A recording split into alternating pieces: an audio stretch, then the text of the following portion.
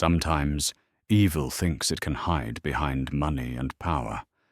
But there are moments when justice finds its own way to shine through. In a small courthouse, where fear had silenced too many voices, one woman's tears would finally be heard by someone who could do something about it. Young Lila Mae sat trembling as her husband, Roy Braddock, leaned close and whispered his threat. "You're dead when we leave." The courtroom went quiet. Roy owned half the valley and figured his word was law. But in the back row sat Silas Creed, a man who'd risen from nothing to become the richest cattle baron west of the Pecos. When Roy made his threat, Silas stood up. What he did next would change everything. Could one man's wealth and courage be enough to save an innocent woman from a monster?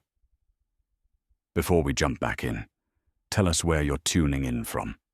And if this story touches you, make sure you're subscribed, because tomorrow I've saved something extra special for you. The morning sun cast long shadows across Clifton County's weathered courthouse steps, where 3 generations of families had sought justice, though precious few had found it. Inside, the air hung thick with the scent of old wood and worn leather, punctuated by the nervous breathing of those who dared to bring their troubles before Judge Harrison Webb. The courthouse Bible, its leather cover cracked and softened by countless hands seeking solace, rested on the bench like a silent witness to decades of broken promises. Lila Mae Braddock pressed her handkerchief to her swollen left eye, the purple bruise a testament to her husband's latest rage. At 23, she should have been in the bloom of youth, but fear had carved lines around her green eyes that made her appear far older. Her cotton dress, once yellow as summer wheat, now bore the faded gray of too many washings and too many tears. She sat in the front row of the courthouse, her small frame dwarfed by the weight of what she was about to do. "Mrs. Braddock," Judge Webb's voice carried the weariness of a man who'd seen too much suffering. "You may approach the bench." Roy Braddock shifted in his chair, his massive frame straining against his Sunday suit. At 35, he commanded respect through fear. 6 feet, 4 inches of rancher's muscle, topped with a shock of red hair that matched his temper. The Braddock name had held sway in this valley for 2 generations, ever since his grandfather claimed 3,000 acres along the river bottom. Roy's hands, scarred from years of working cattle and breaking horses, now clenched and unclenched as he watched his wife rise on unsteady legs. "Your Honor," Lila Mae's voice barely rose above a whisper. "I'm asking for protection. I'm asking for help." The words hung in the air like smoke from a dying fire. In the gallery, townspeople shifted uncomfortably. Mary Fletcher, who ran the general store, stared at her hands. Doc Morrison, who'd treated Lila Mae's injuries more times than he cared to, cleared his throat and looked away. They all knew the truth, but speaking it aloud in front of Roy Braddock was another matter entirely. Roy's lawyer, a thin man named Pemberton, who wore his moral flexibility like a badge, stood to object. "Your Honor, my client disputes any allegations." "Sit down, Pemberton," Judge Webb growled. "The woman has a right to speak." In the back row, Silas Creed observed the proceedings with the quiet intensity of a man who'd learned to read people the way others read newspapers. At 58, his weathered face bore the marks of a hard life, a scar along his left jaw from a knife fight in Dodge City, crow's feet carved by years of squinting into prairie sun, hands that had known both poverty and plenty. His black coat, tailored in San Francisco, spoke of his current station, but his gray eyes held memories of hungrier times. Silas had arrived in Clifton County 5 years ago, with nothing but a saddlebag and a reputation that traveled ahead of him like thunder before lightning. Some said he'd made his fortune in silver mines up in Colorado. Others whispered about cattle deals that stretched from Texas to Montana. What everyone agreed on was that Silas Creed had the golden touch. Everything he invested in turned profitable. Every business decision seemed blessed by Providence itself. Now he owned the largest spread in 3 counties, employed half the men in town, and had enough money to buy and sell the Braddock Ranch 10 times over. But wealth hadn't softened him. If anything, it had sharpened his edges, honed his instincts to a razor's keenness that made lesser men uncomfortable. "Tell the court what happened, Mrs. Braddock," Judge Webb prompted gently. Lila Mae's hands shook as she touched the bruise on her face. "Last night, Roy came home from the saloon. He was angry about something. A cattle deal that fell through, I think. He said it was my fault for bringing him bad luck." Her voice grew stronger as she continued. "He grabbed me by the hair and threw me against the kitchen wall. Then he hit me. Not the first time, Your Honor. Won't be the last unless something changes." Roy's face flushed red as fresh blood. "That's a damned lie." "Mr. Braddock," Judge Webb's gavel cracked like a gunshot. "You'll keep silent or I'll hold you in contempt." Lila Mae continued, each word costing her dearly. "When I fell down, I knocked over the water pitcher. It broke, and Roy said I'd have to pay for it. He said—" She paused, gathering courage like a woman collecting scattered pearls. "He said I was worthless, that he should have married Sarah Collins when he had the chance. Then he told me if I ever embarrassed him in public, he'd make sure I never embarrassed anyone again." The courthouse had fallen so quiet that the tick of the wall clock sounded like a hammer on anvil. Outside, a meadowlark sang its liquid song, oblivious to the human drama unfolding within these walls. "Mrs. Braddock," Judge Webb said carefully, "are you asking this court for a legal separation?" Before Lila Mae could answer, Roy Braddock rose to his feet like a mountain coming to life. "Now you listen here, Judge. That woman is my wife, bought and paid for. I gave her father $200 and a prize bull for her hand in marriage. She's my property, same as my cattle or my horses, and what I do with my property is my business." The casual brutality of his words struck the courtroom like a physical blow. Several women gasped. Even Pemberton, Roy's own lawyer, winced at his client's crude declaration. Judge Webb's face darkened. "Mr. Braddock, this is a court of law, not a cattle auction. Your wife is a human being with rights under—" "Rights?" Roy's laugh was ugly as a vulture's cry. "Judge, you know how things work in this county. My family's been here since before you put on that black robe. We employ half the men in this room, buy goods from the other half. You want to upset that balance over one whiny woman?" It was then that Roy made his fatal mistake. He turned to face his wife, his voice dropping to a whisper that somehow carried to every corner of the courtroom. "You're dead when we leave." The words fell into the silence like stones into a still pond, sending ripples of shock through the gathered townspeople. Mary Fletcher covered her mouth with her hand. Doc Morrison's face went pale. Even Pemberton looked stricken, realizing his client had just threatened murder in front of dozens of witnesses. But it was Silas Creed's reaction that would change everything. The wealthy rancher rose from his seat with the fluid grace of a man half his age, his boot heels ringing on the wooden floor as he walked down the center aisle.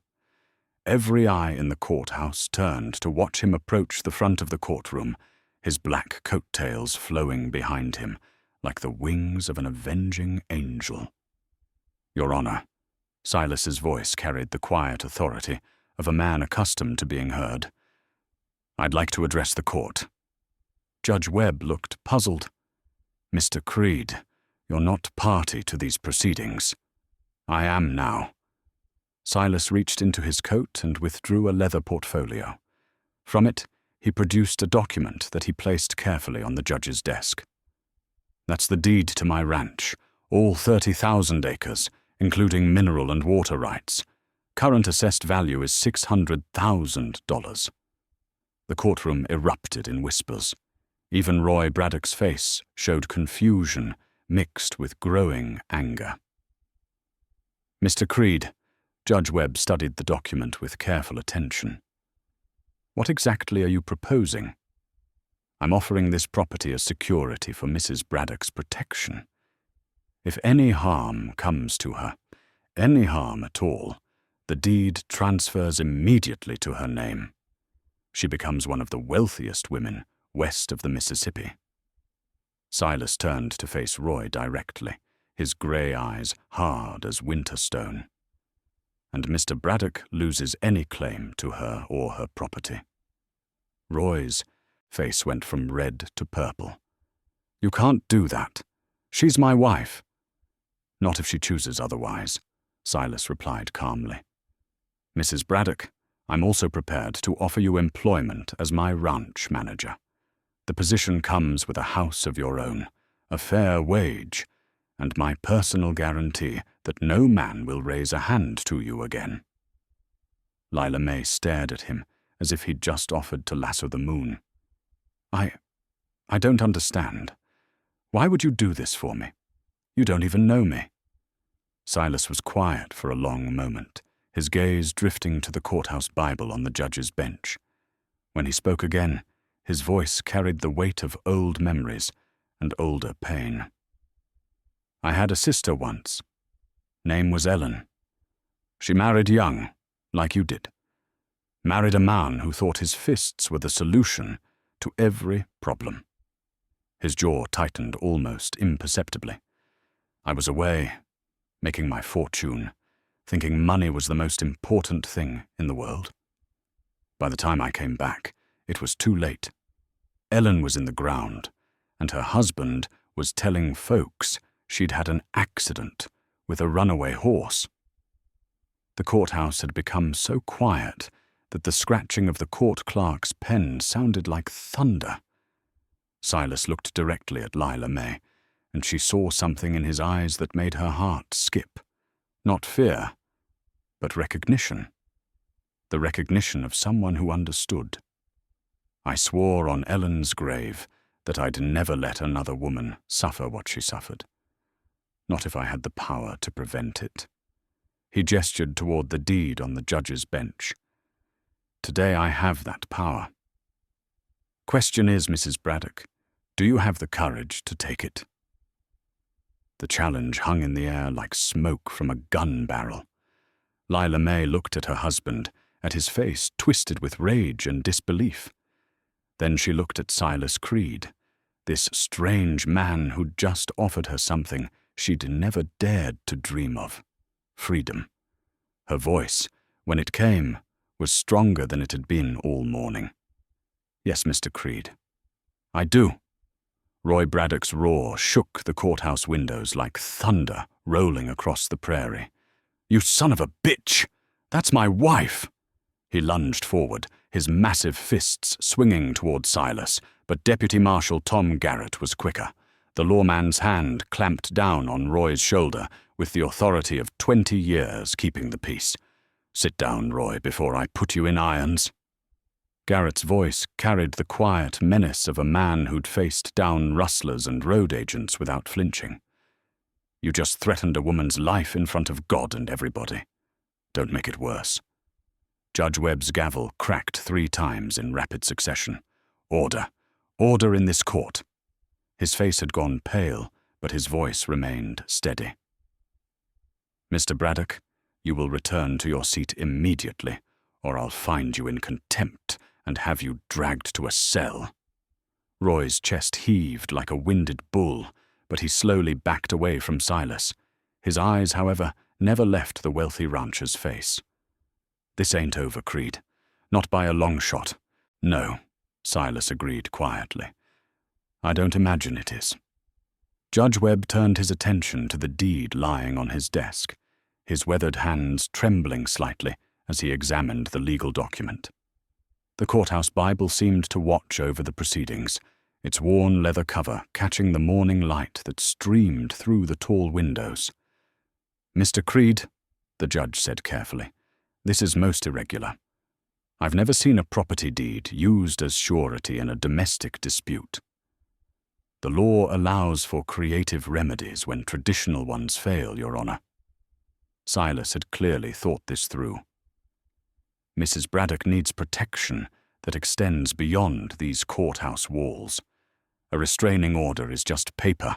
It won't stop a bullet or a fist in the dark. But the threat of losing 30,000 acres and $600,000 in assets might give Mr. Braddock pause." Pemberton, Roy's lawyer, finally found his voice. "Your Honor, this is preposterous. Mr. Creed has no standing in this matter. He can't simply insert himself into a marriage dispute because he feels charitable." "Can't he?" Judge Webb's bushy eyebrows rose. "Mrs. Braddock, do you accept Mr. Creed's offer of employment and protection?" Lila Mae looked around the courtroom, seeing the faces of people she'd known all her life. Some looked sympathetic, others appeared uncomfortable, and a few seemed downright hostile. She understood their position. Roy Braddock was a powerful man, and taking his side was the safe choice. But safe choices had led her to this moment, sitting in a courthouse with a bruised face and fear in her heart. Maybe it was time to try something different. "I do, Your Honor." The words fell into the courtroom like a stone into water, sending ripples through the assembled crowd. Mary Fletcher nodded approvingly. Doc Morrison allowed himself a small smile, but others looked worried, perhaps already calculating how Roy's anger might affect their own businesses and families. Judge Webb studied the deed again, then looked up at Silas. "Mr. Creed, you're putting considerable wealth at risk for a woman you barely know. Are you certain about this course of action?" "More certain than I've been about anything in years, Your Honor." "Very well." Judge Webb lifted his pen and began writing. "Let the record show that on this day, Lila Mae Braddock has accepted employment with Silas Creed as ranch manager of the Double Creek Ranch. The position includes housing separate from her marital home and protection under Mr. Creed's authority. Furthermore, should any harm befall Mrs. Braddock, the property deed filed today as document 847 shall transfer immediately to her ownership." As the judge wrote, Silas removed something else from his coat pocket, a silver pocket watch, its case engraved with intricate scroll work. He checked the time, then looked directly at Roy. "It's 11:30 now, Braddock. I suggest you use the next few hours to think carefully about your choices. Mrs. Braddock will be collecting her personal belongings at 2 o'clock this afternoon. I'll be accompanying her." Roy's face twisted with rage and humiliation. He'd come to court expecting to watch his wife grovel and return home chastened.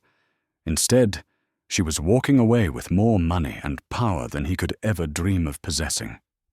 "She can't just leave," he sputtered. "We're married in the eyes of God and the law." "She's not leaving," Judge Webb corrected. "She's accepting employment. The marriage remains legally intact unless she chooses to pursue other remedies." He fixed Roy with a stern look. "But if I were you, Mr. Braddock, I'd consider this an opportunity for reflection rather than retaliation." Lila Mae stood on unsteady legs, still hardly believing what had just transpired. An hour ago, she'd been a powerless woman trapped in a loveless marriage. Now she was, what? The manager of the largest ranch in 3 counties. It seemed impossible, like something from one of the dime novels Mary Fletcher sold at the general store. "Mrs. Braddock," Silas offered her his arm with old-fashioned courtesy. "Shall we discuss your new responsibilities?" As they walked toward the courthouse door, Roy's voice followed them like a curse on the wind. "You think you can buy her away from me, Creed? You think your money makes you untouchable?" Silas paused at the threshold, his hand resting on the door handle. When he turned back, his expression was as calm as a mountain lake, but something dangerous moved in its depths. "I think, Mr. Braddock, that you've just learned the difference between having power and having money. Power comes from fear, and fear only lasts as long as people believe you can hurt them more than they can hurt you." He smiled, but it wasn't a pleasant expression. Money, on the other hand, is more permanent. It builds hospitals, buys judges, and hires men with badges and guns. Money, properly applied, can make a man like you disappear entirely. The courthouse fell dead silent.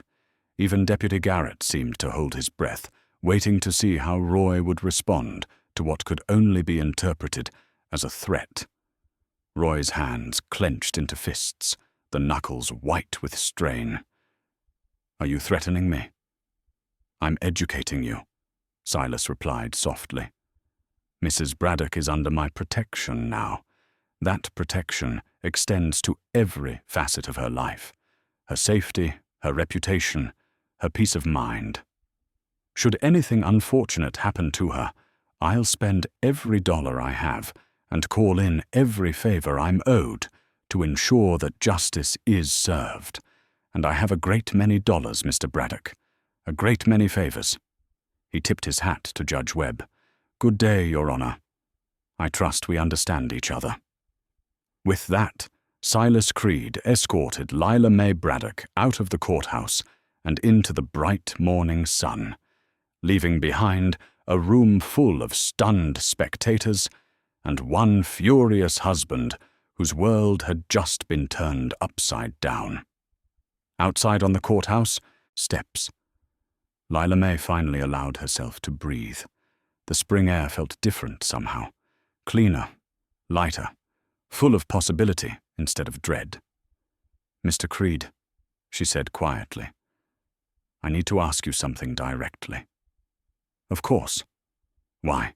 Really, why? I know what you said about your sister, and I'm sorry for your loss. But this—" She gestured toward the courthouse door. "This is more than charity. This is war. You just declared war on the most powerful man in the county for someone you met an hour ago." Silas was quiet for a long moment, his gray eyes scanning the street as if memorizing every detail. His hand went unconsciously to the silver pocket watch in his vest, and Lila Mae caught a glimpse of something engraved on its back. A woman's name, perhaps, though she couldn't quite make it out. "You're right," he said finally. "It is war. And I've been looking for this particular fight for a very long time." Before she could ask what he meant, the courthouse door burst open behind them. Roy Braddock stood framed in the doorway, his face purple with rage, his voice carrying clearly across the town square. "2 o'clock, Lila Mae. When you come for your things, you come alone. And Creed," he pointed a thick finger at the wealthy rancher, "stay off my land. Dead wife or not, you're not welcome at the Braddock place." The mention of Ellen hit Silas like a physical blow. His entire body went still, and when he looked back at Roy, Lila Mae saw something in his eyes that made her shiver, despite the warm morning sun. "Oh, Mr. Braddock," Silas said softly, "I'm afraid you've just made this personal." The Double Creek Ranch sprawled across the valley floor like a small kingdom, its boundaries marked by split-rail fences that seemed to stretch to the horizon. Silas guided his black gelding down the winding road that led to the main house, with Lila Mae riding beside him on a gentle mare he'd borrowed from the livery stable. The morning's events felt like a dream to her, or perhaps a nightmare from which she was finally awakening. "It's beautiful," she said softly, taking in the sight of cattle grazing in emerald pastures dotted with wildflowers. Mountains rose in the distance like purple sentinels, their snow-capped peaks catching the afternoon light. "It's home," Silas replied simply. or it has been for the past 5 years. As they approached the ranch headquarters, Lila Mae marveled at the scale of the operation. The main house was a 2-story structure built of local stone and timber, with a wide wraparound porch that spoke of evenings spent watching sunsets.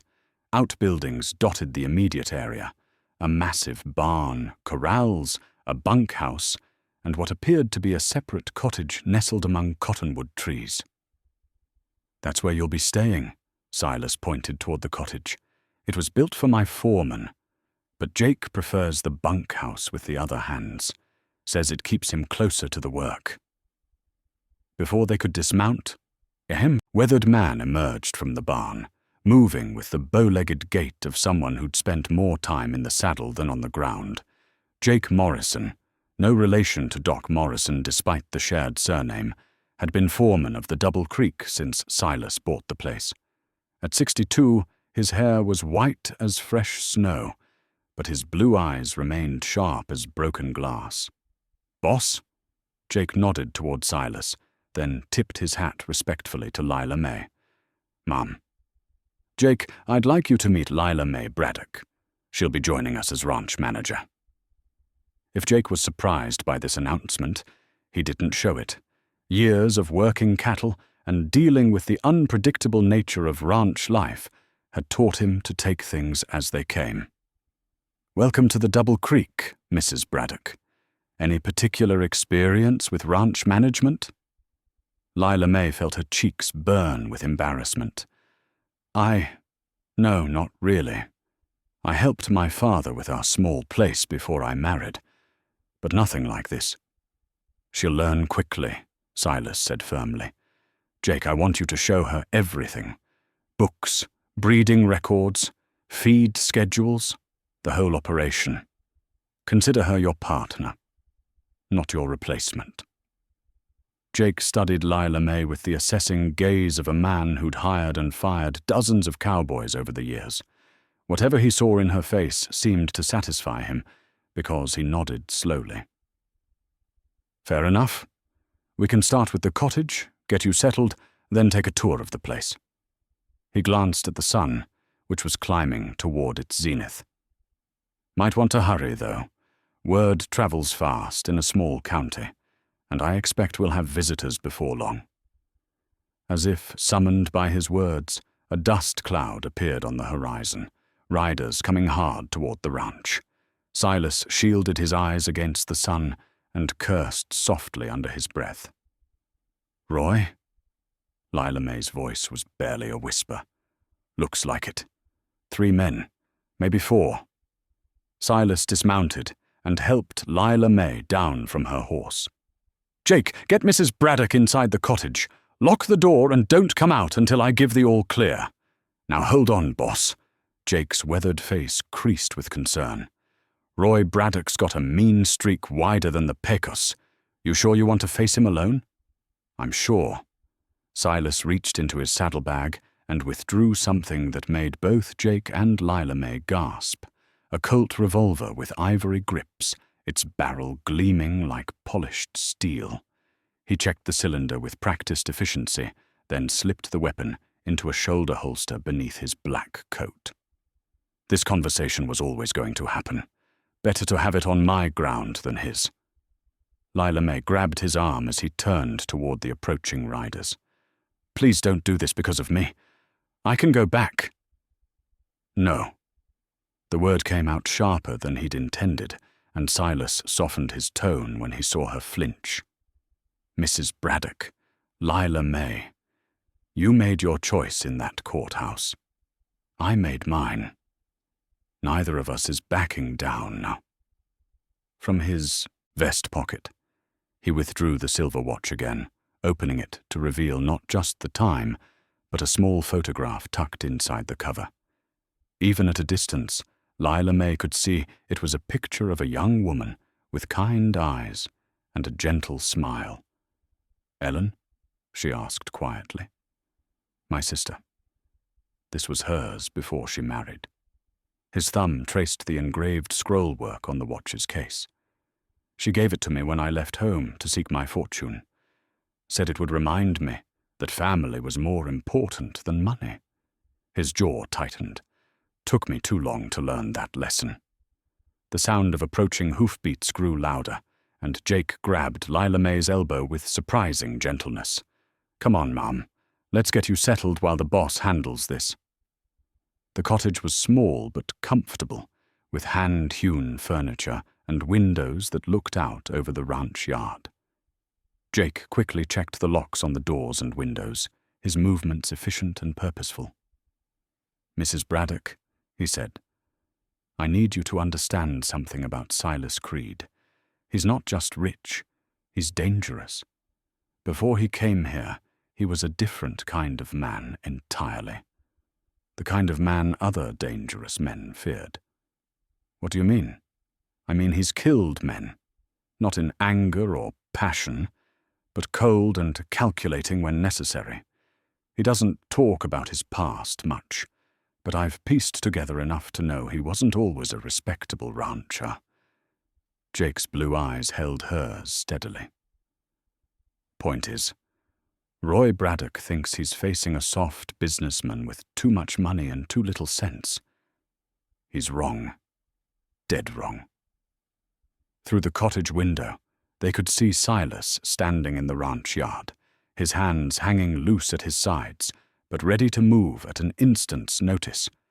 His black coat stirred in the prairie wind like the wings of a waiting vulture. The riders came into view, Roy Braddock leading 3 of his ranch hands, all armed and looking for trouble. Roy's face was still flushed with rage, but his men appeared less certain about their mission. Facing down a wealthy rancher on his own property was different from bullying townspeople who depended on Braddock money for their livelihood. "Creed," Roy's voice carried clearly across the yard as he reined in his horse 20 feet from where Silas waited. "I've come for my wife." "Your wife isn't here," Silas replied calmly. "But my ranch manager is, and she's under my protection." Roy's laugh was harsh as a crow's caw. "Protection? From what?" "From you." The simple words hung in the air between them like smoke from a gun barrel. Roy's face darkened further, and his hand drifted toward the pistol at his hip. "I don't think you understand the situation, Creed. That woman belongs to me. I paid good money for her, and I mean to take her home where she belongs." Silas's voice, when he replied, was soft as silk and twice as deadly. "Mr. Braddock, I believe you're the one who doesn't understand the situation." Inside the cottage, Jake's weathered hands found his own revolver, checking the chambers with the unconscious expertise of a man who'd lived through range wars and cattle-rustling raids. "This is about to get interesting," he muttered. The silver watch in Silas's pocket seemed to tick louder, marking the seconds until violence erupted across the peaceful ranch yard. The tension in the ranch yard stretched taut as a fiddle string, ready to snap at the slightest provocation. Roy Braddock sat his horse like a king surveying his domain, but something in Silas Creed's stillness seemed to unnerve him. The wealthy rancher hadn't moved so much as an inch since the riders arrived, yet he somehow commanded the space around him, like a general on a battlefield. "I'll ask you once more, Creed." Roy's voice carried less bluster now, more calculation. "Send my wife out, and we'll ride away peaceful-like. No need for this to get ugly." "And I'll tell you once more, Braddock," Silas replied, his tone conversational, but his eyes never leaving Roy's gun hand. "The lady made her choice in front of God and the law. She stays." One of Roy's men, a lean cowpoke named Briggs, shifted nervously in his saddle. "Boss, maybe we should—" "Shut up, Briggs!" Roy's attention remained fixed on Silas. "You know what I think, Creed? I think you're bluffing. I think underneath all that fancy tailoring and polite talk, you're just another tin horn gambler who got lucky with some investments. Question is, are you lucky enough to outdraw 4 men?" From the cottage window, Lila Mae watched the standoff with her heart hammering against her ribs. Jake's weathered hand rested on his gun butt, ready to provide assistance if needed, but his attention was focused entirely on Silas. "Watch his shoulders," Jake murmured, more to himself than to her. "Man telegraphs his intentions through his shoulders." "What?" Lila Mae whispered. "You're Mr. Creed. He's about to show these boys why smart men don't back him into corners." In the yard, Silas finally moved, not toward his weapon, but to his vest pocket, where he withdrew a leather billfold thick with banknotes. He counted out several bills and held them up where everyone could see. $500, he announced calmly. "More money than any of you men will see in 2 years of honest work. It's yours if you ride away now and forget you were ever here." Roy's men exchanged glances. $500 was a fortune to working cowboys, enough to buy their own spread or live comfortably for months. But accepting the money would mean crossing their boss, and Roy Braddock was known for his long memory and longer reach. "Don't listen to him," Roy snarled. "He's trying to buy you off because he knows he can't take us all." "Can't I?" Silas's voice carried a hint of amusement that somehow made him sound more dangerous, not less. "Tell me, Mr. Braddock, what do you know about my time in Colorado? I know you made money in the silver mines." "Did I?" Silas smiled, but it was the expression of a wolf showing its teeth. "Is that what folks say?" Roy's confidence flickered for just a moment. "What are you getting at?" "I'm getting at the fact that you've done poor research, Mr. Braddock." "Yes, I made money in Colorado, but not in the mines." Silas tucked the money back into his pocket, his movements deliberate and unhurried. "I made it hunting claim jumpers, cattle rustlers, and men who thought they could take what belonged to others. The territorial governor paid me $500 for every wanted poster I cleared from his desk." The words hit the four horsemen like cold water. Bounty hunting was a dangerous profession that attracted hard men with fast guns and flexible consciences. If Silas Creed had made his fortune collecting bounties, it meant he'd face down dozens of desperate men and lived to tell about it. "You're lying," Roy said, but his voice lacked conviction. "Am I?" Silas reached into another pocket and produced a small leather case. From it, he withdrew a tarnished badge that caught the afternoon sun.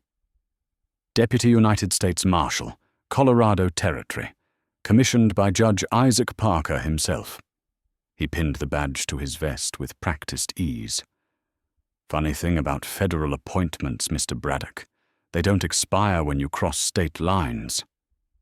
Jake let out a low whistle from the cottage. "Well, I'll be damned. Always wondered where he learned to handle himself." Roy's men were looking increasingly uncomfortable. Facing down a rich rancher was one thing. Confronting a federal marshal with a reputation for violence was another matter entirely. Even Briggs, the most loyal of Roy's hands, was edging his horse backward. "Now then," Silas continued conversationally, "let's discuss your options. You can accept my generous offer of $500 and ride away. You can try to take Mrs. Braddock by force and discover what happens when you threaten a federal witness under my protection. Or," his hand finally moved toward his coat, "you can draw those guns and we'll settle this the way your kind usually settles things." The threat hung in the air like smoke from a grass fire. Roy's face had gone pale beneath his whiskers, but pride and anger warred with common sense. He'd come too far and said too much to back down without losing face entirely. "Federal witness to what?" he demanded. "Why, to your threat against her life, of course. Made in front of 24 witnesses in a court of law. Judge Webb was kind enough to make it part of the official record." Silas's smile grew wider and significantly less pleasant. "Threatening to kill a woman under federal protection is a hanging offense. Mr. Braddock. Even in Texas. Briggs had heard enough. "Boss, I ain't drawing on no federal marshal for $40 a month and found. This has gone too far." He wheeled his horse around and spurred it toward the road, not looking back. The other two men hesitated for only a moment before, following his lead, leaving Roy alone in the ranch yard with a man who wore a deputy marshal's badge and the reputation to back it up. "Cowards!" Roy shouted after his fleeing men, but his voice cracked on the word. "Smart men," Silas corrected. They recognized a losing hand when they saw one. Roy's hand hovered near his gun, trembling with rage and humiliation. "This isn't over, Creed. Badge or no badge, I won't let you steal my wife." "She's not stolen, Mr. Braddock. She's rescued." Silas's voice went deadly quiet. "And if you come onto my land again with violent intentions, I'll kill you where you stand. That's not a threat. It's a promise backed by federal authority and personal conviction." The silver watch in Silas's vest seemed to tick louder in the sudden silence, counting down the seconds until Roy would have to make a choice that would define the rest of his life. From the cottage, Lila Mae watched her husband's face cycle through rage, fear, and finally a cold calculation that chilled her blood. She knew that expression, had seen it the night he'd broken her ribs and told the doctor she'd fallen down the stairs. Roy Braddock wasn't backing down. He was planning. 3 days had passed since Roy's humiliating retreat from the Double Creek Ranch, and an uneasy peace had settled over the valley like morning mist. Lila Mae found herself falling into a rhythm she'd never known before, rising with the sun, not from fear of her husband's temper, but from genuine purpose. Jake Morrison had proven to be a patient teacher, showing her the ledger books that tracked everything from cattle births to feed costs with meticulous precision. "See here," Jake pointed to a column of figures in the ranch records. "This shows our spring calf crop. 237 head, with only 6 lost to predators or sickness. That's better than most outfits manage." Lila Mae studied the neat handwriting, marveling at the complexity of the operation. How do you keep track of it all? Practice and patience. Mr. Creed's got a head for numbers that'd make a bank president jealous, but he likes to see everything written down, proper-like. Jake turned the page, revealing more columns of data. Truth is, running a ranch is like running a small town. You got to know every detail, or little problems become big ones real quick. From his desk in the ranch office, Silas looked up from a telegram he'd been reading, his expression troubled. The communication had arrived that morning from his contacts in Denver, inquiries about Roy Braddock's business dealings and debts.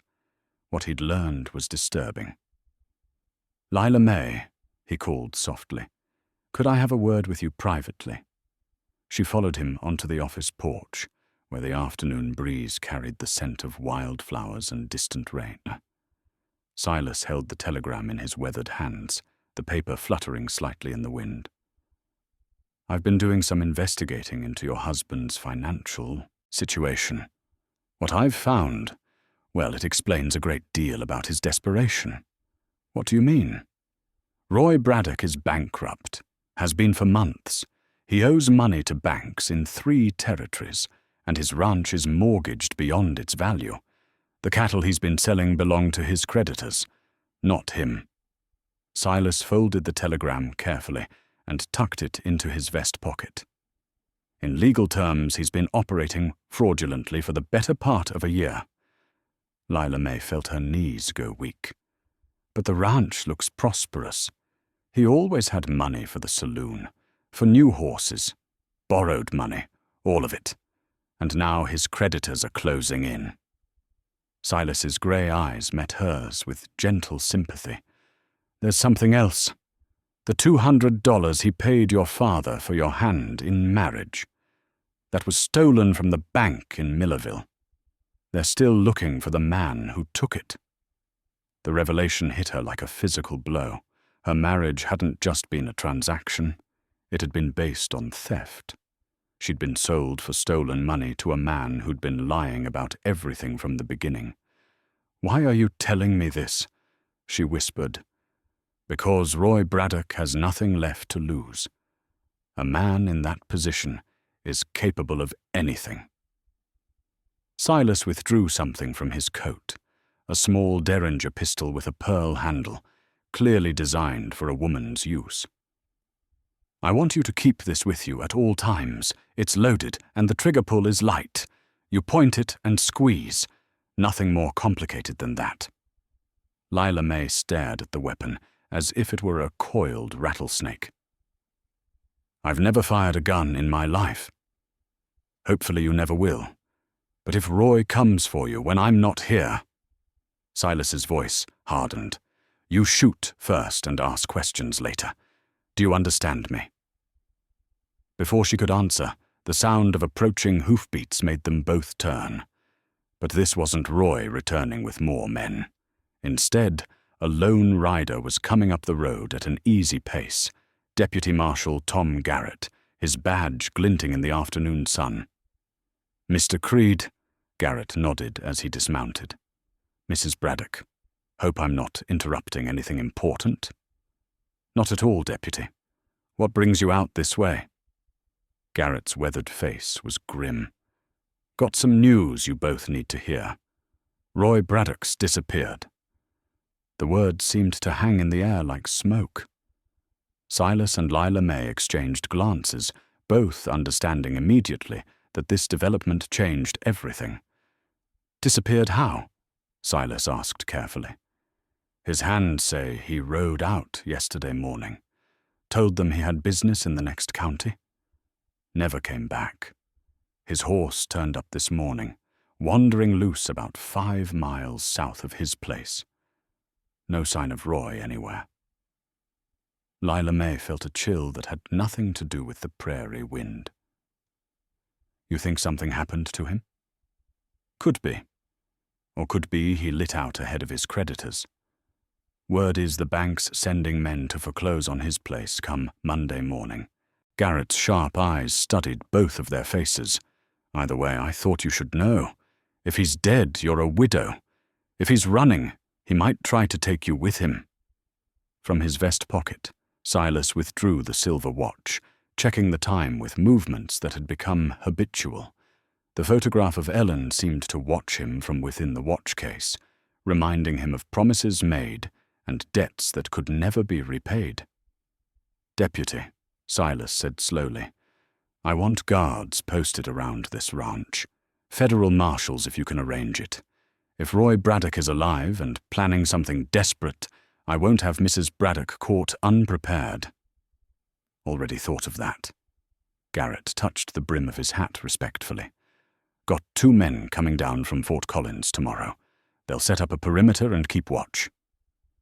As the deputy prepared to leave, he paused and looked directly at Lila Mae.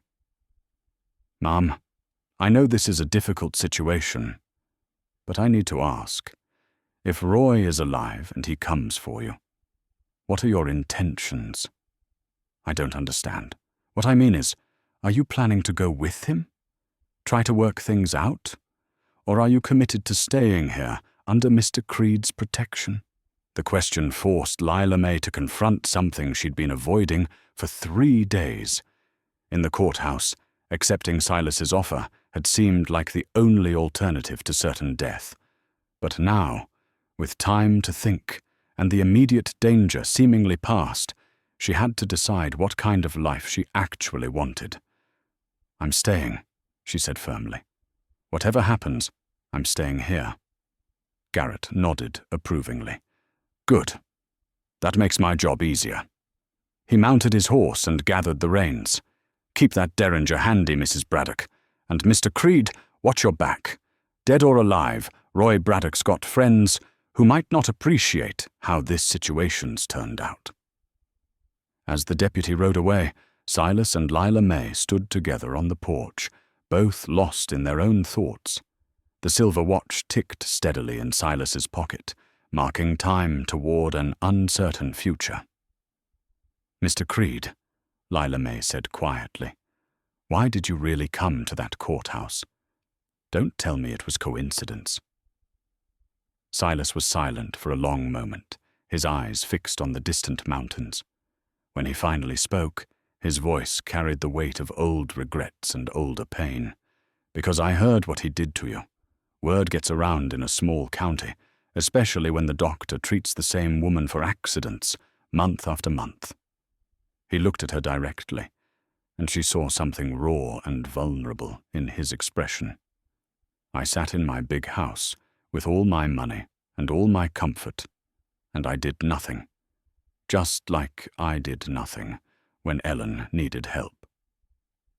The admission hung between them like a bridge across dangerous water, an understanding that this had never been about charity or even simple justice. It had been about redemption, about a man trying to save a sister he'd already lost.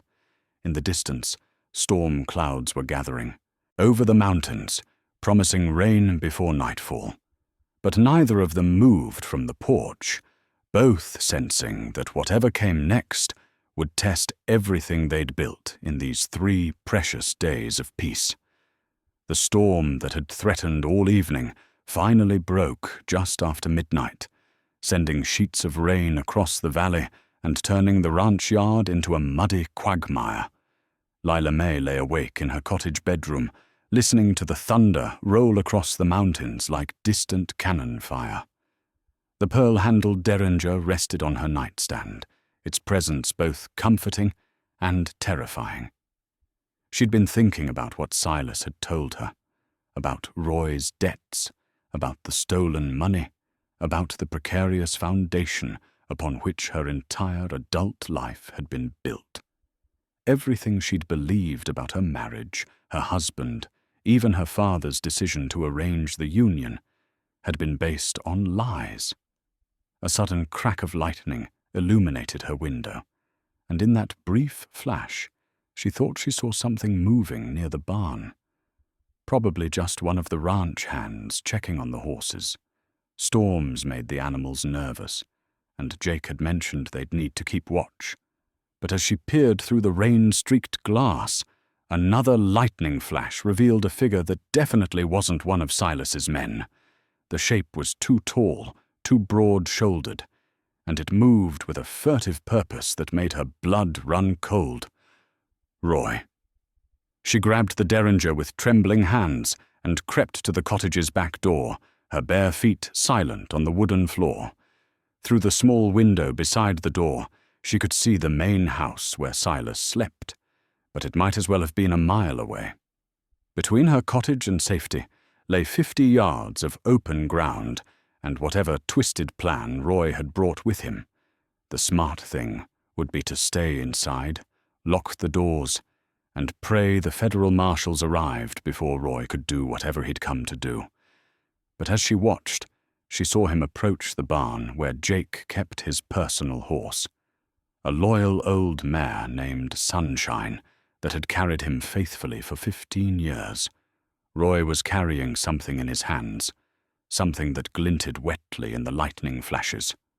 A knife. Understanding hit her like a physical blow. He wasn't here to take her away or even to hurt her directly. He was here to destroy what Silas valued, to strike at the heart of the ranch operation and send a message that nowhere was safe from his reach.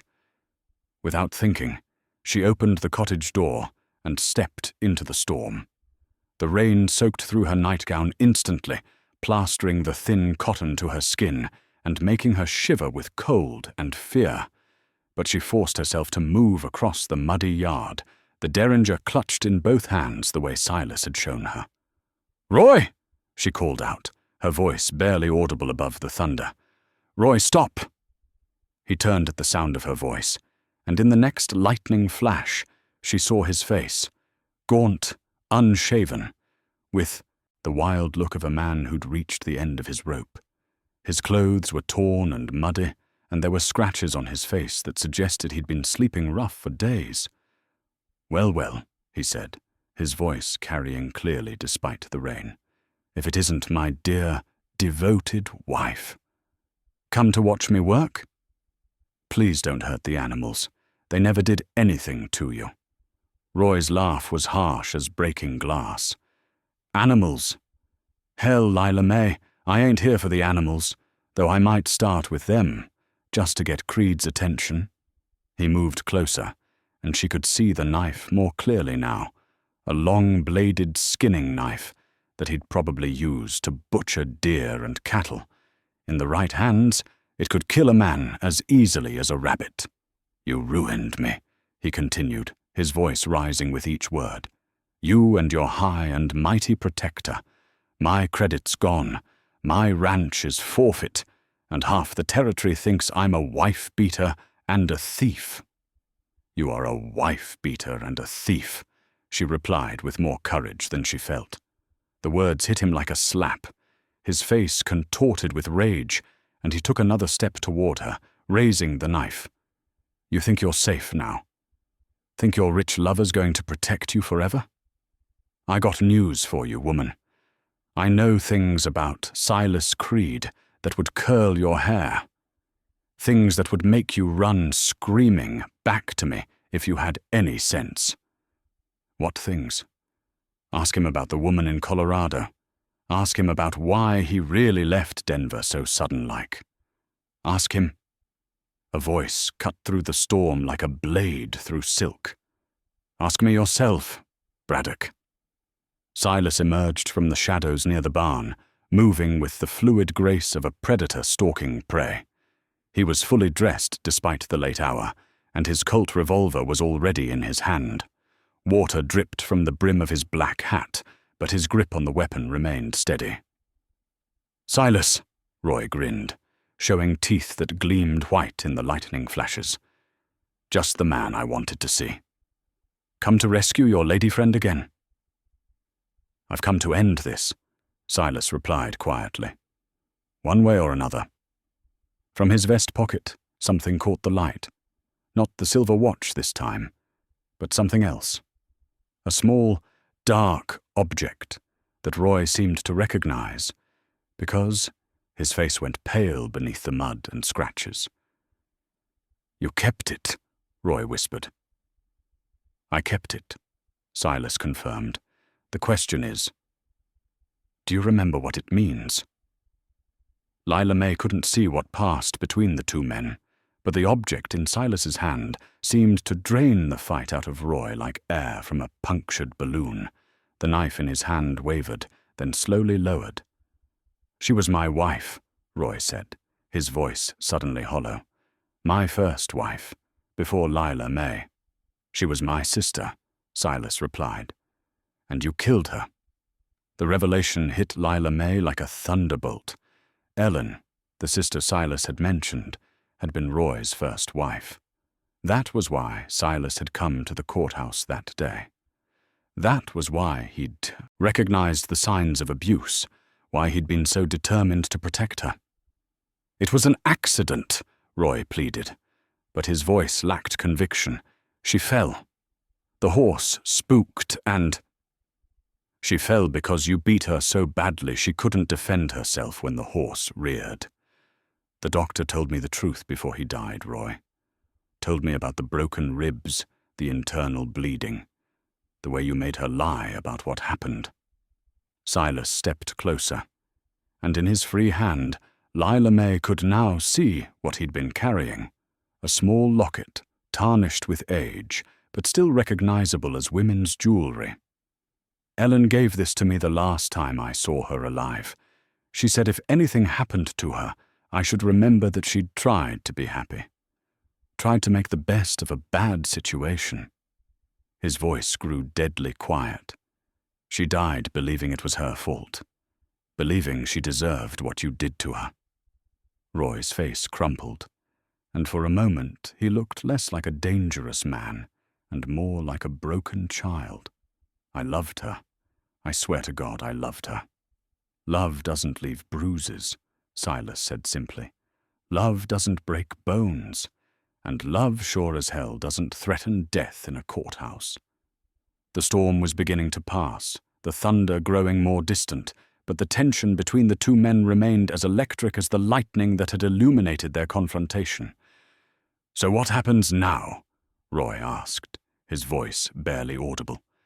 Silas raised his revolver, the barrel pointing directly at Roy's chest.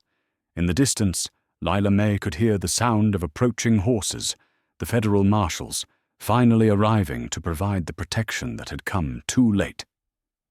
"Now," Silas said softly, "justice gets served." The approaching hoofbeats grew louder, but before the federal marshals could arrive, another voice cut through the storm, one that made all three people freeze in the muddy ranch yard. "Put the gun down, Silas."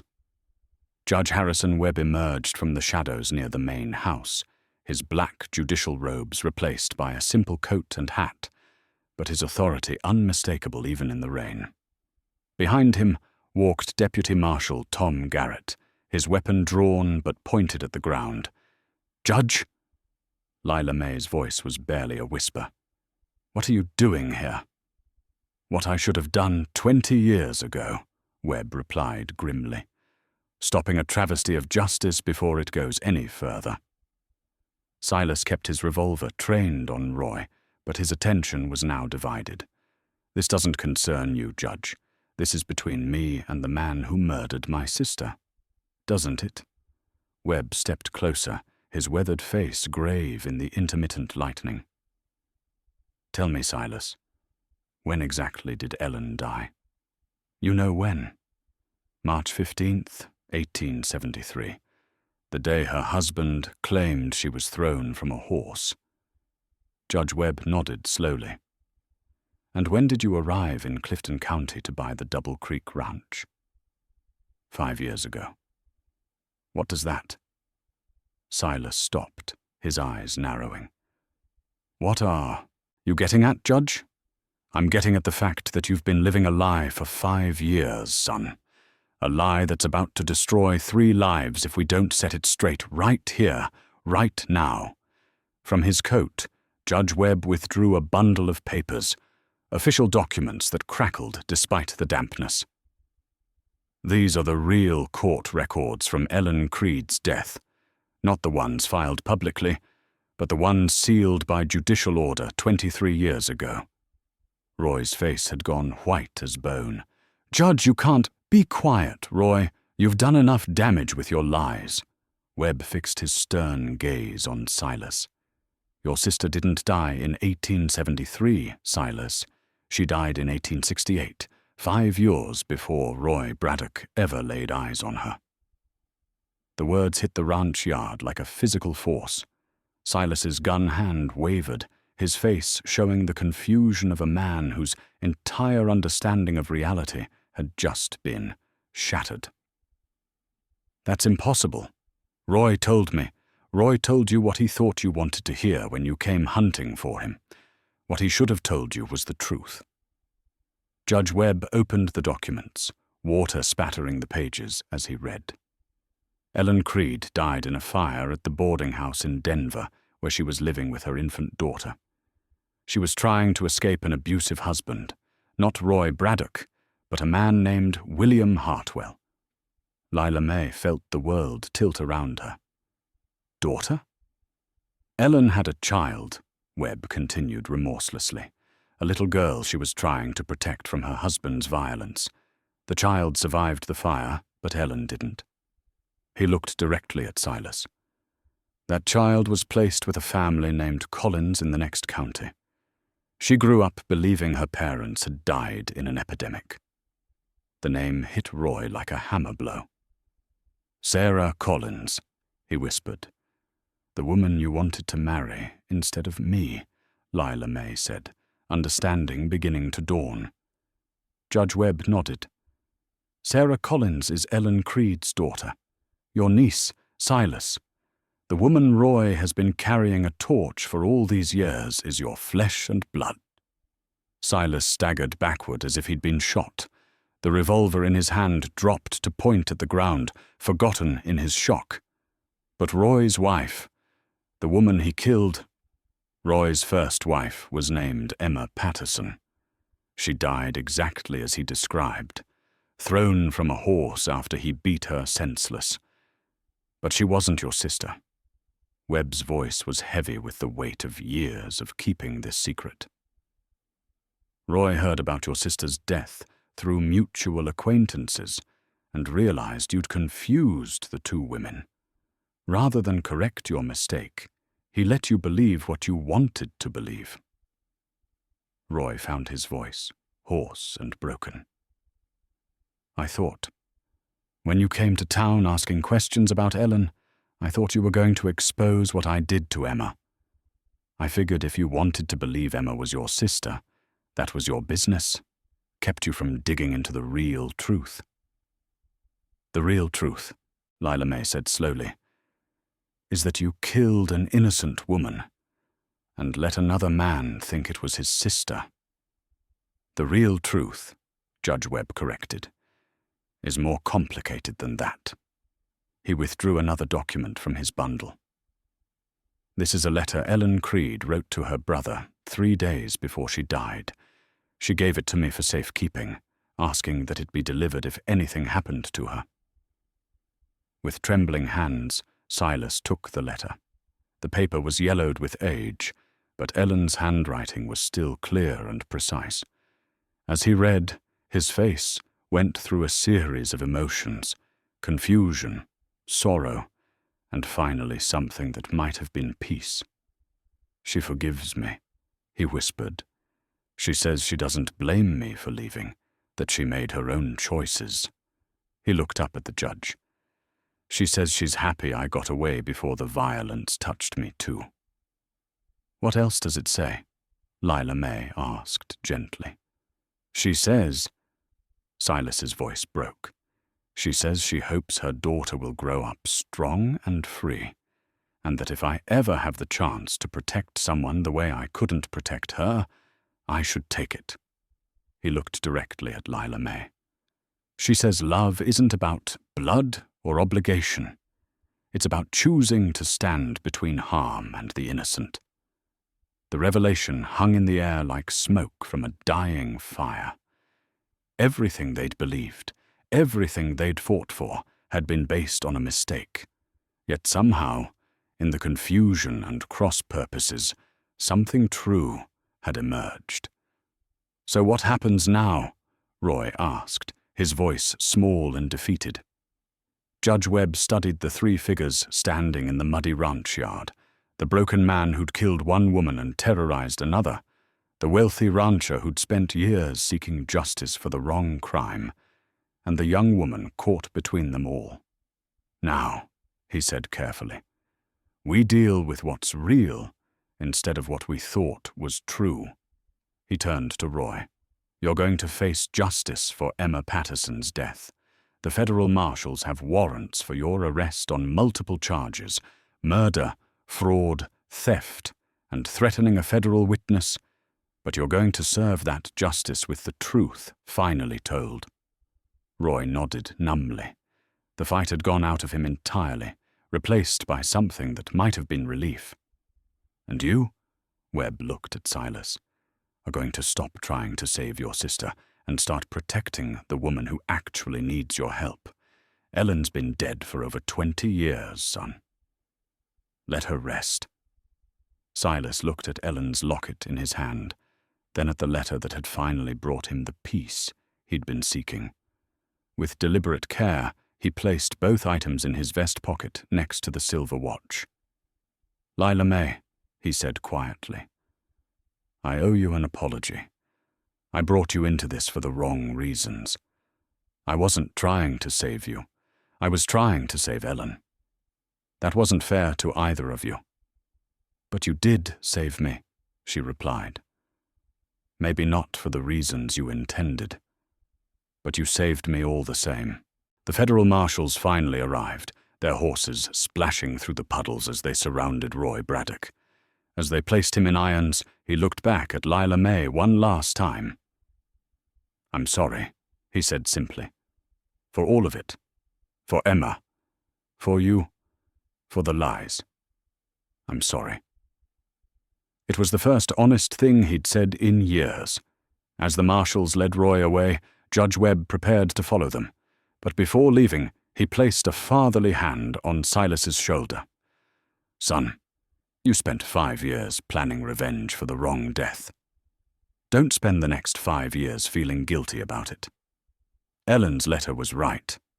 Love is about choosing to protect the innocent. You made that choice, even if your reasons got a bit tangled up along the way." With that, he climbed onto his horse and rode into the night, leaving Silas and Lila Mae alone in the storm's aftermath. The truth, as it turned out, was more complex than either of them had imagined. But standing together in the muddy yard, watching the rain wash away the last traces of Roy Braddock's presence, they both realized that sometimes the best things in life come from the most unexpected circumstances, even if those circumstances begin with a lie. The dawn following Roy Braddock's arrest broke clear and bright over the Double Creek Ranch, as if the storm had washed away more than just the dust and heat of the previous days. Lila Mae stood on her cottage porch, watching the sun paint the mountains gold and purple, trying to make sense of everything that had changed in the span of a single night. The truth about Ellen, about Roy's real crime, about the mistaken identity that had driven 5 years of Silas's life. It should have made her feel betrayed, used as a substitute for a dead woman's memory. Instead, she found herself oddly at peace. Whatever Silas's original motivations, he had given her something precious, the chance to choose her own path. A soft knock at her door interrupted her thoughts. Jake Morrison stood on her threshold, his weathered hat in his hands, looking more uncertain than she'd ever seen him. "Begging your pardon, Mrs. Braddock, but Mr. Creed's asked if you'd join him in the main house. Says there's some things need discussing before the lawyers arrive from Denver." "Lawyers?" "Yes, ma'am. Seems when Roy gets sentenced for murder and fraud, his ranch will go to auction to pay his debts. Mr. Creed's thinking of bidding on it, but he wants to talk through the implications with you first." Lila Mae followed Jake across the yard, noting how different the ranch felt in daylight. Last night it had been a battlefield where secrets were revealed and lies exposed. Now it was simply a place where people worked and lived and tried to make something good from the land. She found Silas in his study, surrounded by legal documents and ledger books. He looked up as she entered, and she was struck by how much he'd changed since that first day in the courthouse. The driven intensity was still there, but it was tempered now with something softer. Peace, perhaps, or at least the beginning of it. "Lila Mae." He rose and offered her a chair. "Thank you for coming. I know last night was difficult, and I expect you have questions." "I do, but first, I want you to know that I don't feel deceived. Confused, maybe, but not deceived. You saved my life, whatever your reasons." Silas was quiet for a moment, his fingers tracing the edge of Ellen's letter, which lay open on his desk. "That's generous of you. More generous than I deserve." "Perhaps. But generosity isn't about what people deserve. It's about what they need." She settled into the offered chair, smoothing her skirts. "Now, what's this about Roy's ranch?" "The Braddock place will be auctioned next month. Between the mortgages and the criminal penalties, everything Roy owned will go to satisfy his debts. The question is whether I should bid on it, and if so, what that means for you." Lila Mae frowned. "I don't understand why my opinion matters. It's your money. Because," Silas leaned back in his chair, "I'm offering you a partnership." The words hung in the air between them, like a bridge across dangerous water. Lila Mae stared at him, certain she'd misheard. "A partnership? In the legal sense, I want to put the Braddock Ranch, assuming I can buy it, in your name. All of it. The land, the buildings, the remaining cattle. I'll provide the capital to restore it to profitability, but you'll be the owner. That's impossible. I don't have money for such a venture. You have something more valuable than money, Silas replied. You have the right to be there. Roy's widow inheriting his property after his conviction. That's justice served in a way that satisfies both the law and public opinion.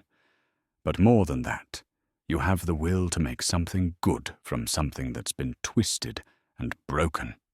From his vest, Silas withdrew the silver watch, opening it to reveal Ellen's photograph. My sister wanted her daughter to grow up strong and free. Sarah Collins, Ellen's child, is now a woman of 23, living with a good family who've never told her the truth about her parents. Maybe it's time she learned, and maybe it's time she had a place to come home to if she wants one. The implications of his proposal began to sink in. You want me to restore the Braddock Ranch so that Ellen's daughter has a place to belong. I want you to restore it because it's yours by right, and because you'll do it better than anyone else could. Sarah's part of it, yes, but not the whole of it. Silas closed the watch and set it carefully on the desk. Lila Mae, I've spent 5 years chasing ghosts and planning revenge for a crime that happened differently than I thought. I'm tired of living in the past. I want to build something for the future. Before she could respond, Jake knocked on the study door. Boss? You've got visitors coming up the road. Looks like official business. Through the window they could see a small cavalcade approaching. 2 black carriages flanked by federal marshals, kicking up dust as they rolled toward the ranch house. The lead carriage bore the territorial seal, suggesting this was more than a routine legal matter. That'll be the territorial attorney, Silas said grimly. Roy's case is bigger than just murder and fraud. When word gets out about the scope of his financial crimes, it's going to shake confidence in half the banks from here to Denver. As they watched the carriages approach, Lila Mae made a decision that surprised her with its certainty. I'll do it. I'll take the partnership, buy the Braddock place, and restore it. But I have conditions. Name them. First, we find Sarah Collins and tell her the truth about her mother. She deserves to know, and to choose whether she wants any part of this legacy. Second, we do this properly. No shortcuts, no favors, no taking advantage of legal loopholes. If I'm going to own that ranch, I'm going to earn it honestly. And third, Lila Mae looked directly at him, her green eyes steady and sure. Third, you stop trying to save Ellen and start building a life for Silas Creed. You've carried her memory long enough. She's at peace. You said so yourself, based on that letter. Now it's time for you to find your own peace. The territorial attorney proved to be a thin, nervous man named Morrison, no relation to Jake or Doc Morrison, despite the name, who spread his papers across Silas's dining table like a general planning a campaign. With him came 2 federal marshals, a court reporter, and enough legal documentation to stock a small library. Mr. Creed, Mrs. Braddock, Attorney Morrison adjusted his spectacles nervously. We need to discuss the scope of Mr. Braddock's criminal enterprise. What we initially thought was a simple case of domestic violence and fraud has expanded into something much larger. He opened a thick folder and began laying out documents. Roy Braddock's debts extend across 3 territories and involve at least 7 banks. He's been operating what amounts to a shell game with cattle that don't belong to him, land that's mortgaged beyond its value, and promissory notes backed by assets that were sold years ago. How extensive? Silas asked. Nearly $200,000 in fraudulent transactions. When news of his arrest spreads, it's going to trigger a financial panic that could close banks and ruin honest ranchers who had legitimate business with him. Lila Mae felt her stomach drop. Are you saying that innocent people will suffer because of what Roy did? I'm saying that Roy Braddock's crimes are going to hurt a lot of people who trusted him. Unless we can find a way to stabilize the situation. Attorney Morrison fixed his attention on Silas. Mr. Creed, your reputation and financial standing could go a long way toward restoring confidence. If you were to guarantee Roy Braddock's legitimate debts, only the legitimate ones, it would prevent a complete collapse of credit in this part of the territory. How much would that cost? Approximately $50,000, a significant sum, but well within your means. Silas was quiet for a long moment, his fingers drumming against the table. Finally, he looked at Lila Mae. What do you think? I think, she said slowly, that this is exactly the kind of choice Ellen was talking about in her letter. Choosing to protect the innocent, even when it costs us something. Even if it means using a significant portion of the money we'd planned to invest in restoring the Braddock place. Especially then, a ranch built on other people's suffering isn't worth having. Attorney Morrison looked between them with something approaching admiration. That's a remarkable attitude, Mrs. Braddock. Most people in your position would be thinking about their own interests first. Most people, Lila Mae replied, haven't had the benefit of learning the difference between owning something and earning something. As the sun climbed higher over the valley, they spent the morning working through the legal complexities of Roy's downfall and their proposed solutions. By noon, the framework was in place. Silas would guarantee the legitimate debts, preventing a financial panic. The Braddock Ranch would go to public auction, where Lila Mae would bid for it with capital provided by their partnership. Most importantly, they would begin the process of finding Sarah Collins and giving Ellen's daughter the choice of connecting with her true family. As the attorneys and marshals prepared to leave, Attorney Morrison paused at the door. Mrs. Braddock, Mr. Creed, what you're doing here, it's going to be noticed, not just locally, but territorially. This kind of principled action in the face of personal cost is rare enough to attract attention from very powerful people. What kind of attention? Silas asked. The kind that might lead to opportunities. Political opportunities. Business opportunities. The kind of influence that could help you protect other people the way you've protected each other. After the officials departed, Lila Mae and Silas stood together on the ranch porch, watching the dust settle behind the departing carriages. The silver watch ticked steadily in Silas's vest pocket, but for the first time in years, he wasn't counting down toward some moment of reckoning. Instead, he was simply marking time as it passed, moment by moment, toward an uncertain but hopeful future. Lila Mae, he said quietly, are you ready for what comes next? She thought about the question seriously. In a few weeks, she'd be the owner of the ranch where she'd suffered so much. She'd be responsible for rebuilding not just buildings and herds, but trust and hope in a community shaken by betrayal. She'd be part of telling a young woman that everything she'd believed about her family was a lie, but that she had a chance to build something true from the wreckage. I'm ready, she said simply. Are you? Silas touched the watch in his pocket one last time, then let his hand fall away. I think I finally am. The auction of the Braddock Ranch took place on a crisp October morning, 3 weeks after Roy's sentencing to 20 years in the territorial prison. Half the county had turned out for the spectacle, drawn by curiosity, opportunity, or simple bloodthirsty desire to see the final chapter of a scandal that had rocked the territory's financial foundations. Lila Mae stood near the courthouse steps, the same steps where she'd first encountered real hope, watching as potential bidders examined the auction catalogue.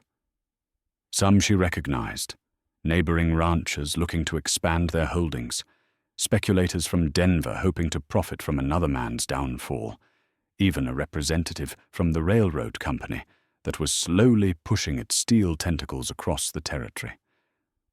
"Nervous?" Silas asked quietly, appearing at her elbow with 2 cups of coffee from Mary Fletcher's general store. "Terrified," she admitted, accepting the warmth gratefully. "What if we're outbid? What if someone with deeper pockets decides they want Roy's land more than we do?" "Then we'll find another way to make things right," Silas replied, with the calm certainty that had drawn her to trust him from the beginning. "But I don't think it will come to that." He was right to be confident. Over the past 3 weeks, word had spread throughout the territory about their plan to honor Roy's legitimate debts and restore stability to the region's banking system. The gesture had earned them respect and, more importantly, had encouraged other potential bidders to look elsewhere, rather than compete against people who'd already demonstrated their commitment to the community's welfare. Auctioneer Maxwell Drummond, a bombastic man with a voice that could be heard 3 counties away, mounted the platform that had been erected in the courthouse square. In his hands, he held the brass auction hammer that had transferred ownership of countless properties over the years, another artifact in a story already rich with symbolic objects. "Ladies and gentlemen," Drummond's voice boomed across the square, "we are here today to auction the property known as the Braddock Ranch, consisting of 3,200 acres of prime grazing land, buildings, water rights, and remaining livestock. The opening bid will be set at $20,000 to cover outstanding liens and legal fees." A murmur ran through the crowd.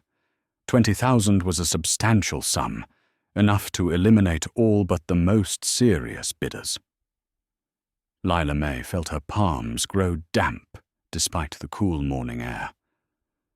"Do I hear $20,000? Drummond's eyes scanned the crowd. "20,000, called a voice from the back.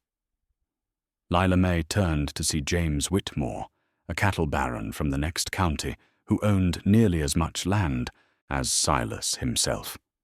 "25,000, Silas responded immediately, his voice carrying clearly across the square. "30,000, countered another voice. This one belonged to Harrison Burke, the railroad representative, a thin man in an expensive suit who'd been taking notes throughout the preliminary inspection. Lila Mae's heart sank. If the railroad wanted the land, they had virtually unlimited resources to draw upon. She started to whisper her concerns to Silas, but stopped when she noticed something unexpected happening in the crowd. Judge Webb was moving through the assembled bidders, speaking quietly to each potential competitor. Whatever he was saying, it was having an immediate effect. Whitmore nodded grimly and stepped back from the auction area. Burke's face went pale, and he hastily folded his bidding catalogue. 35,000, Silas bid again. But now there was no immediate response. "Do I hear 40,000? Drummond called. 40,000 for one of the finest ranching properties in the territory? Silence stretched across the courthouse square, like a held breath. Judge Webb completed his circuit of the crowd and caught Silas's eye, offering a barely perceptible nod. 35,000, going once, Drummond announced. Going twice, $50,000. The voice came from an unexpected source, Sarah Collins herself, stepping forward from the crowd with quiet dignity. At 23, Ellen's daughter had grown into a striking woman with her mother's gentle eyes and a strength that spoke of overcoming hardship. She'd arrived in Clifton County 2 days earlier after receiving Silas's carefully worded letter explaining her true parentage. The crowd erupted in whispers. Sarah Collins was known throughout the territory as a school teacher and respected member of her community, but nobody had expected her to have the financial resources to bid on a major ranch. "Miss Collins," Drummond looked confused. "Do you have verification of your ability to cover such a bid?" Sarah reached into her reticule and withdrew a bank draft that she handed to the auctioneer. "I believe you'll find everything in order." Lila Mae stared at Silas, who looked equally surprised. This wasn't part of their plan. They'd written to Sarah to inform her of her heritage and invite her to visit, but they hadn't expected her to complicate the auction. "I don't understand," Lila Mae whispered. "Where would she get $50,000? Silas studied the young woman's face, noting the determined set of her jaw and the way she held herself with quiet authority. "I think I'm beginning to," he murmured. "Look at her hands." Lila Mae focused on Sarah's gloved hands and gasped. Even through the fabric she could see the outline of rings, multiple rings that spoke of wealth and status far beyond a schoolteacher's salary. $50,000 going once," Drummond called, his voice uncertain. "Do I hear any other bids?" The courthouse square had fallen completely silent. Every eye was fixed on this unexpected development, this young woman who'd just upended everyone's expectations. "Going twice." "Wait," Silas called out, stepping forward. "Miss Collins, might I have a word with you before the bidding concludes?"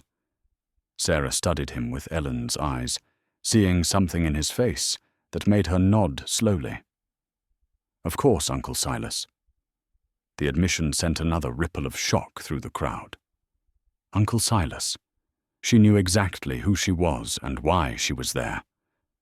Silas, Lila Mae, and Sarah Collins stepped away from the auction platform to a quieter corner of the courthouse square, while auctioneer Drummond called for a 15-minute recess to allow the principals to confer.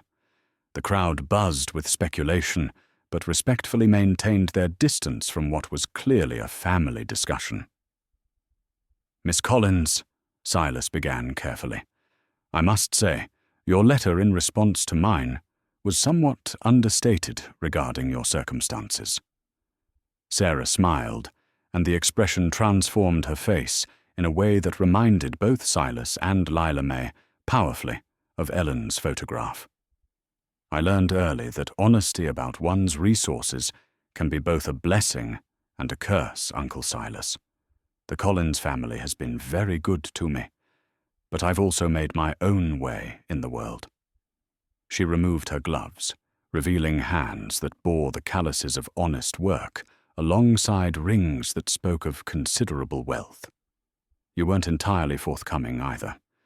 Your letter mentioned that you'd like me to know about my inheritance, but you failed to mention that you'd already put yourself at considerable financial risk to honor the debts of the man who killed my mother's memory. How did you—" Lila Mae started. "Banks talk to other banks, Mrs. Braddock. When someone guarantees $50,000 in fraudulent debts to prevent a territorial banking crisis, word spreads quickly through financial circles." Sarah's eyes held a shrewdness that belied her gentle appearance. "I've been following the situation since I received Uncle Silas's letter. I know exactly what you've both sacrificed to make this right." She reached into her reticule again and withdrew a folded document. "This is a partnership agreement drawn up by the finest legal minds in Denver. I propose that we combine our resources, your experience and local knowledge, my capital and business connections, to not just restore the Braddock Ranch, but to turn it into something that honors my mother's memory properly." Silas examined the document with growing amazement. The terms were generous beyond belief. Sarah was essentially offering to fund their entire operation while taking only a minority stake in the ownership. "Miss Collins, Sarah," he said slowly, "this is extraordinarily generous, but I have to ask, how does a school teacher come to possess this kind of wealth?" Sarah's laugh was musical, like wind chimes on a summer breeze. "I was a school teacher, Uncle Silas, for exactly 6 months. Long enough to realize that while I loved teaching, I had other talents that could serve a greater purpose." She gestured toward the courthouse, where Judge Webb was engaged in animated conversation with several of the disappointed bidders. "Do you see that man talking to the judge? Harrison Burke, railroad representative?" "Yes. He's been trying to acquire ranch land along this route for 2 years. The railroad needs the land, but they've been offering unfair prices and using questionable tactics to force sales. I've been buying up properties ahead of them, then negotiating fair deals that benefit both the landowners and the railroad." Lila Mae stared at her. "You're a land speculator." "I'm a businesswoman who believes that everyone deserves fair treatment. The Collins family taught me the value of education, but they also taught me that money is a tool. It can be used to help or to hurt, depending on the character of the person wielding it." She pointed to the rings on her fingers, each one clearly distinct and valuable. "Each of these represents a successful negotiation where nobody got cheated and everyone came away better than they started. I've made considerable profit, yes, but I've also prevented a dozen families from losing their homes to railroad bullying." Silas was quiet for a long moment, studying the young woman's face and seeing not just Ellen's features, but something else, a strength and purpose that reminded him of someone else entirely. "You remind me of myself," he said finally, "when I was hunting claim jumpers and cattle rustlers, using whatever tools I had to protect people who couldn't protect themselves." "Perhaps that's what family means," Sarah replied softly. "Not just shared blood, but shared purpose." Auctioneer Drummond's voice boomed across the square. "Ladies and gentlemen, if the principals are ready, we'll resume the bidding." Sarah looked between Silas and Lila Mae, her expression serious. "I'm prepared to bid whatever it takes to win this auction, but I'd rather work with you than against you. What do you say?" Lila Mae felt a strange sense of completion, as if pieces of a puzzle she hadn't known she was solving were finally falling into place. Ellen's daughter wasn't just a lost family member to be rescued. She was a powerful ally who could help them accomplish more than they'd ever dreamed. "I say," Lila Mae responded, extending her hand to Sarah, "that it's time the women in this family took charge of their own destinies." Sarah clasped her hand warmly, then offered her other hand to Silas.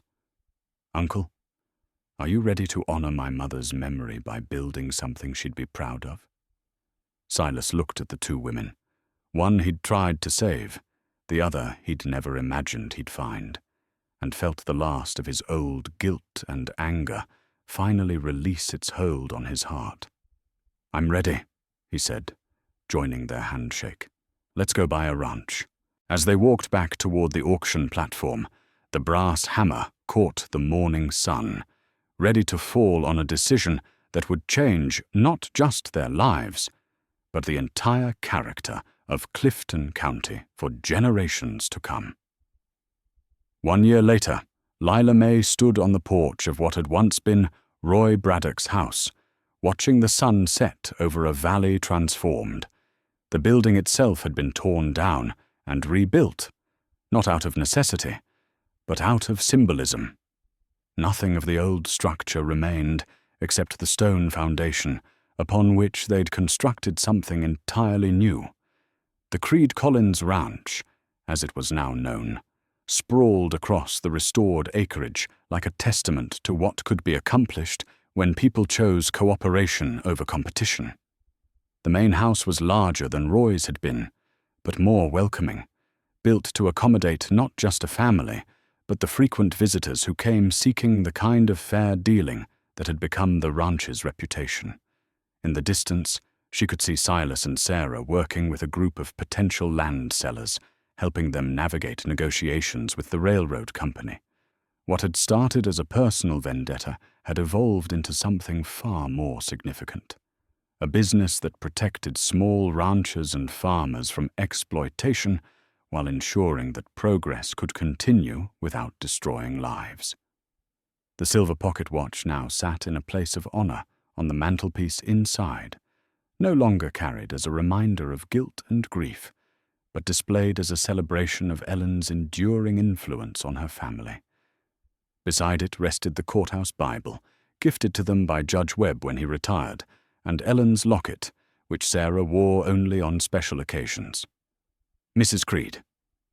Lila Mae turned to find Jake Morrison approaching, his weathered face creased with the satisfied expression of a man whose faith in human nature had been vindicated. In his hands, he carried the day's mail, a stack that had grown considerably thicker since word of their operation had spread throughout the territory. 3 more requests for representation, Jake reported, settling into the rocking chair they'd placed on the porch for his use. 2 from families dealing with railroad pressure. 1 from a widow whose late husband's business partners are trying to cheat her out of his estate. Any we can't handle? None that I can see, though the widow's case might require a trip to Santa Fe. Her husband's partners have connections to the territorial government that could make things complicated. Lila Mae smiled at Jake's careful phrasing. After a year of working together, he still occasionally forgot to use her married name, a habit that amused rather than bothered her. The wedding had been a simple affair, conducted by Judge Webb in the same courthouse where this story had begun. Silas had proposed not with flowery speeches or romantic gestures, but with a simple question. Would you like to make this partnership official in every sense?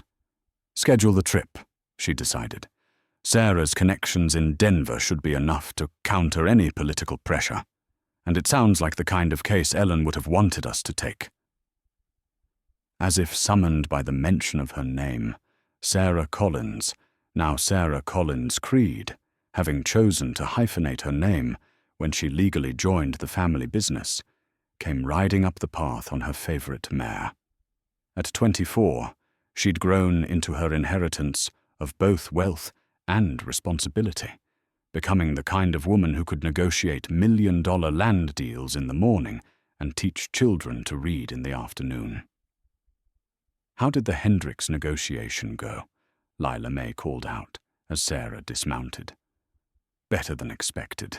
The railroad agreed to their asking price, plus compensation for relocating their cattle. The family will be able to buy a larger spread closer to town and still have money left over for their children's education. Sarah's smile was radiant with satisfaction. Mr. Hendricks actually cried when we shook hands on the deal. And the railroad? Gets the route they need for their expansion, plus a reputation for fair dealing that will make future negotiations easier. Everyone wins. It was the kind of outcome they'd become known for, solutions that honored everyone's legitimate interests while preventing exploitation. The approach had made them wealthy, but more importantly, it had made them respected. Politicians sought their advice, business leaders consulted them before major decisions, and families throughout the territory knew they had advocates who couldn't be bought or intimidated. As the 3 of them sat on the porch, watching the stars emerge in the darkening sky, Lila Mae reflected on the journey that had brought them to this moment. A year ago, she'd been a terrified woman seeking protection from a violent husband. Now she was a partner in one of the most influential businesses in the territory, married to a man who'd learned to honor the past while building for the future, and sister-in-law to a woman who embodied the best qualities of the family they'd all lost and found. "Silas," she said softly, "do you ever regret how it all started? The mistaken identity? The years you spent planning revenge for the wrong crime?" Silas was quiet for a long moment, his thumb unconsciously tracing the spot on his vest where he used to carry the silver watch. "I regret the pain Ellen suffered, and the time I lost to anger and guilt. But regret how it led us here, how it brought us together and gave us the chance to build something that helps people. He shook his head. No. I think Ellen would say that sometimes the best things in life come from the most unexpected directions. From inside the house came the sound of a baby's cry, strong, healthy, and demanding attention. Sarah rose with a laugh, heading inside to tend to Ellen Marie Creed, born 6 months earlier and named for the woman whose memory had brought them all together. Your daughter has excellent timing, Jake observed with amusement. Always seems to wake up just when the conversation gets philosophical. She's her mother's daughter, Silas replied with pride. Strong opinions and no patience for unnecessary sentiment. As Sarah's voice drifted through the windows, singing a gentle lullaby to the baby girl who would grow up knowing she was loved, protected, and expected to make her own mark on the world, Lila Mae felt a deep sense of completion.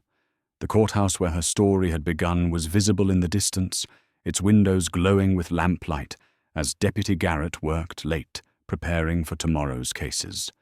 The valley had found its peace, built on foundations of justice served and debts paid, of family found and love discovered. It wasn't the ending any of them had expected when that story began with threats and fear in a dusty courtroom, but it was the ending they'd earned through choices made with courage and compassion. Sometimes, Lila Mae thought, as she listened to her daughter's contented sighs from the nursery, the best stories are the ones that begin with, "You're dead when we leave," and end with, "Welcome home." The silver watch on the mantelpiece ticked steadily through the night, no longer counting down toward vengeance, but marking the gentle passage of time in a house where 3 generations had finally learned what it meant to be family.